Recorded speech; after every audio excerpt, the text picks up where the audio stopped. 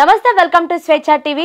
So ప్రస్తుతం హుజూరాబాద్ లో ఏదైతే జరుగుతుందో వర్గపోరు, ఆ వర్గపోరుకు సంబంధించినంత వరకు వాస్తవాలు అవాస్తవాలు ఎంత అనే విషయం గురించి తెలుసుకునే ప్రయత్నం అయితే చేద్దాము. సో ప్రస్తుతం మనతో పాటు మాజీ సర్పంచ్ ఎల్లారెడ్డి అయితే ఉన్నారు, వారితో మాట్లాడే ప్రయత్నం అయితే చేద్దాము. నమస్తే అండి. నమస్తే. ఏంటి అసలు అక్కడ హుజూరాబాద్ లో నిజంగానే వర్గపోరు నడుస్తుందా? నడుస్తుంది. ఎవరెవరికి మధ్య? బండి సంజయ్ వర్గం ఈటల రాజేందర్. అంటే బండి సంజయ్ ఏమో అటు లేదని చెప్పి నిన్న ప్రెస్ మీట్ లో చెప్పారే. చెప్పింది ఒకటి చేసేది ఒకటి. ఆయనకు ఆ వర్గపోరు అనేది లేకపోతే పాత బీజేపీ వాళ్ళని పెట్టుకొని వాళ్ళే మండల అధ్యక్షులు వాళ్ళే అన్నిట్లా వాళ్ళనే ఇన్వాల్వ్ చేసి మమ్మల్ని పక్క వస్తే మీ వర్గపోరు అన్నట్టేగా. మరి ఎందుకని చెప్పి ఈటల వాళ్ళ అభిమానులను కానివ్వండి, లేకపోతే ఈటలకు సంబంధించిన వర్గాన్ని కానివ్వండి, ఎందుకని చెప్పి రానియట్లేదు? మరి ఎందుకంటే ఇప్పుడు ఇక్కడ ఈటలు అనేది భూస్థాపితం చేయాలనే ఆలోచనతో ఆ పని చేస్తాననే ఆలోచన నాకైతే. చేస్తే ఏమొస్తుంది? ఒకవేళ నిజంగా భూస్థాపన చేసినా కూడా ఏమొస్తుంది? అక్కడ ఇప్పుడు సంబంధం లేదు కదా ఈటల గారికి. ఎట్లనో సంబంధం లేదు కానీ మళ్ళీసారికి ఎమ్మెల్యే కాంటెస్ట్ కు మళ్ళీ ఇడికి రావద్దు అనే సిచ్యువేషన్ లో ఇప్పుడు ఏం చేస్తారంటే వాళ్ళ వర్గపోళ్ళు అయితేనే సర్పంచులు అయినా ఎవరైనా కావాలి, లేకపోతే ఓడిపోయిన మంచిదే కానీ మా వర్గపోళ్ళు ఎవరు కాదని ఆలోచన చేస్తాను. అంటే ఓడిపోయిన మంచిదేంటి? ఆ పార్టీ ఇంపార్టెంట్ కదా, బీజేపీ పార్టీ అనేది ఇంపార్టెంట్, కానీ ఎవరైతే ఏంటి? పార్టీ అనేది ఇంపార్టెంట్ అయితే వాళ్ళు ఉన్న నలుగురితో కాదు, వాళ్ళు ఊరుకు ఎంత 4-5 ఉంటారు. మేము కలిస్తేనే కదా ఇప్పుడు పార్టీ పెద్దగా అయింది. అవును, మమ్మల్ని పక్క పెట్టినాక ఇక మళ్ళీ వాళ్ళతోనే వాళ్ళు కలవాలి. ఇప్పుడు వాళ్ళు ఎవరు నిలుస్తున్నా కూడా వాళ్ళకి ఎన్ని ఓట్లు పడతాయి, వాళ్ళు ఏం చేయగలుగుతారు, వాళ్ళతోనే అవుతుంది. ఇప్పుడు మేము లీడింగ్ ఉండి అన్నిట్లో ఉండి చేస్తేనే ఇంత నడుస్తుంది మాకు. బీజేపీ అనేది ఇక్కడ హుజూరాబాద్ లో మొన్నటిసారి ఎందుకు వచ్చింది? దాని వల్లనే వచ్చింది అంతే తప్ప ఇక్కడ స్టార్ట్ అవుతే దాంతో స్టార్ట్ అయింది. పోయినసారి కూడా బండి సంజయ్కి ఎంపీ అప్పుడు వాళ్ళే మా కాడ వినోద్ కుమార్ కే 2 లక్షలు 1,50,000 మెజార్టీ వచ్చింది టీఆర్ఎస్ కే.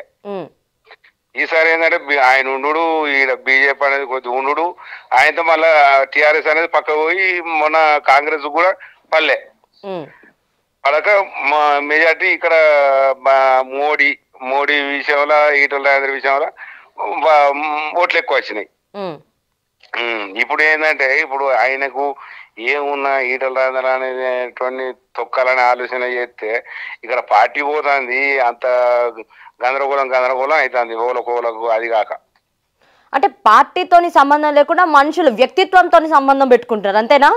ఇప్పుడు వ్యక్తిత్వంతోనే ఇప్పుడు మాకు తెలియకుండా అన్ని కార్యక్రమాలు నడిపించుడు, మమ్మల్ని అట్లా నామకే వాస్తిగా పిలుచుడు, ఆడ పిలుచుడు వరకే కానీ మాకు అలా ఆ కార్యవర్గ సభ్యులలో మా వాళ్ళకి ఎవరికి సభ్యత్వం ఇవ్వకపోవడు, మండల అధ్యక్షులైనా వీళ్ళనైనా ఇచ్చే దాంట్లో మా ఎక్కువ పిఆర్టీ వాళ్ళకే ఇస్తాను. ఇప్పుడు ఎక్కడ అధ్యక్షులు తీసుకున్నా మండల అధ్యక్షులలో ఈటల రాజేందర్ వర్గపోళ్ళ కుక్కలకు కూడా రాలే. మరి మీ జిల్లా అధ్యక్షులు ఏం చేస్తున్నారు? దీని గురించి మాట్లాడలేదా మీ జిల్లా అధ్యక్షులతో? జిల్లా అధ్యక్షుడు అయినట్టుడే బై ఎలక్షన్ నాడు ఆయన హుజూరాబాద్ నియోజకవర్గంలో తిరగలే.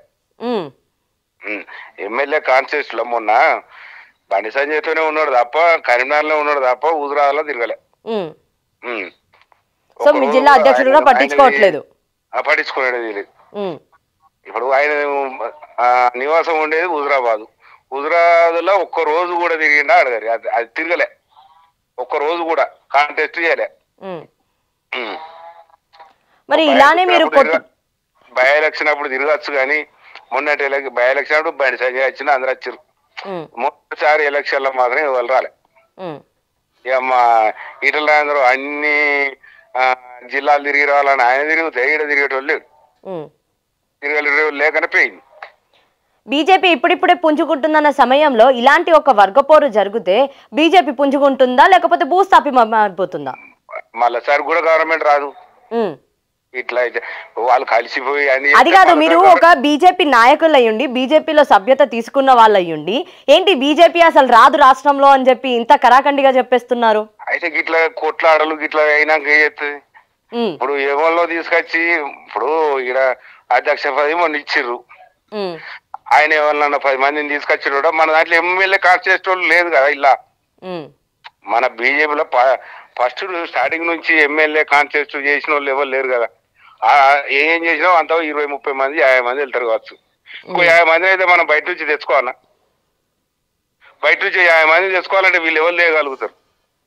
ఇలా తెచ్చిన వాళ్ళు ఒకరికోలో పడక ఎవరికి టికెట్లే రానిస్తలేదు. అయితే ఉమ్, పోయినసారి ఏంది టికెట్ రానియలే ఏసి వేములవాడ ఉమ్, ఒక్క కాడ కాకపోతే ఒకటి వర్గపూర్తోనే కదా కొన్ని వేయినాయి మొన్న. ఉమ్, ఆ. వీళ్ళు ఇప్పటికి కూడా వాళ్ళు మోడీ చూసి ఇప్పుడు నడుస్తుంది తప్ప వీళ్ళు బండి సంజయ్ కాదు, ఇదేది కాదు. బండి సంజయ్ అనేటోడు ఇప్పుడు వీళ్ళన్నీ ఇట్లా వర్గపూర్లు పెట్టుకొని ఇట్లా చేస్తే మరోసారి కూడా గవర్నమెంట్ ఎట్లా వస్తుంది? ఉమ్, అందరికి ఒకళ్ళు కాకపోతే ఒకళ్ళు అందరు చేదోడు బాదోడు ఉంటేనే నడుస్తుంది. నువ్వు నీ మనుషులు నాకే నా మనుషులు నాకే అంటే ఎటు నడుస్తుంది ఇది? ఉమ్. మరి ఎలా ఉండబోతుంది మీ కార్యాచరణ నెక్స్ట్? కార్యాచరణ ఏంటంటే ఎక్కడ ఏ నియోజకవర్గంలో వాళ్ళే చేయాలి, ఏ నియోజకవర్గంలో వాళ్ళు అయితేనే చేయగలుగుతారు. కానీ ఈడ బండి సంజయ్కు మా పేర్లు ఎరకనా మా కథ ఎరకనా? నేను సర్పంచ్ని కథ కార్ఖానా అమ్ముడు ఓడి సర్పంచ్ని. మళ్ళీ నేను నా పేరు ఎరికేనా? నన్ను చూసిండే ఇది వరకు. ఆయన ఏం చేయగలుగుతాడు నా ఊళ్ళోకి వచ్చి? మరి ఈటల రాజేందర్ వర్గం అంతా కూడా కలిసి మీటింగ్ పెట్టుకున్నారంట, నిజమేనా? రేపు సార్నే కలుద్దామనే పోదాం అనుకుంటాను. మా పరిస్థితి ఏంది, మేము ఎటు పోవాలి, మేము ఎటు ఉండాలి, మేము మన వేరే పార్టీ అన్న పోనా మీరు మాతో ఉండరా అడుగుదానే పోతాను. ఓకే, అంటే తాడో పేడో తెలుసుకుందాం అనుకుంటున్నారా? మళ్ళీ ఎన్నికలు వస్తాయి, మరి మీతో అవుతుందా కాదా? మీరు కాదంటే చెప్పారు, మళ్ళీ మేము గతి అందరం లేక వేరే పార్టీకి పోతాం. అంతే కదా. ఇప్పుడు ఈ ఇళ్ళ పట్టుకొని మమ్మల్ని ఎవరు కానప్పుడు మనం ఇంకో దగ్గరికి అయితే పోవద్దా? అంటే గౌతమ్ రెడ్డి లాగా మీరు కూడా అందరు రాజీనామా చేస్తా అంటారు, అంతేనా? అంతే మరి ఏం చేస్తాం? ఇప్పుడు మనల్ని నమ్మనోళ్ళ ఇంటికి పోయి ఎంతసేపు నమ్మిస్తాం? అంటే బీజేపీ పార్టీ మిమ్మల్ని నమ్మట్లేదనా?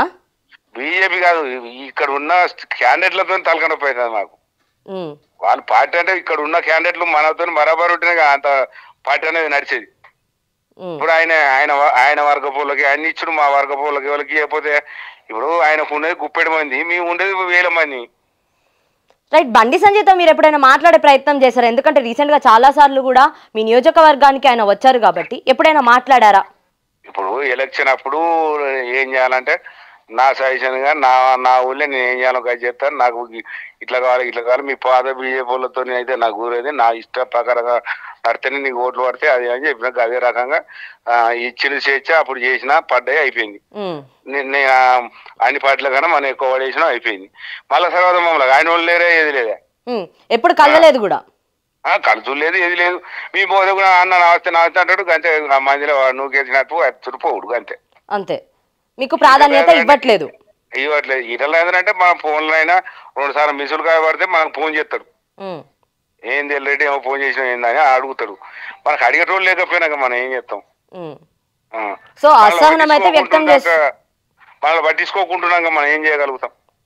Okay, right. థ్యాంక్ యూ అండి, థ్యాంక్ యూ. హుజూరాబాద్ నియోజకవర్గంలో బీజేపీ శ్రేణులందరూ కూడా అసంతృప్తి అయితే వ్యక్తం చేయడం జరుగుతుంది.